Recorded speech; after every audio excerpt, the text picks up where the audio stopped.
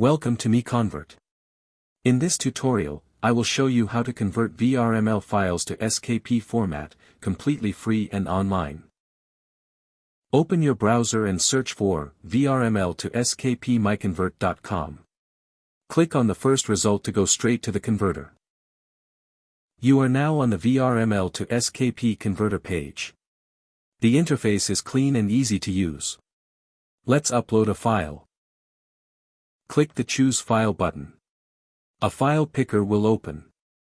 Select the VRML file you want to convert, then click Open. Your file is loaded and ready. You can see the file name, size, and destination format. Click Convert now to start the conversion.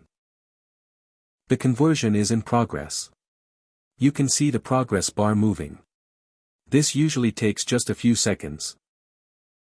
Done. Your file has been successfully converted. Click Download to save the SKP file to your computer. That's it. Visit MiConvert.com for more free conversion tools. Subscribe for more tutorials. Thanks for watching.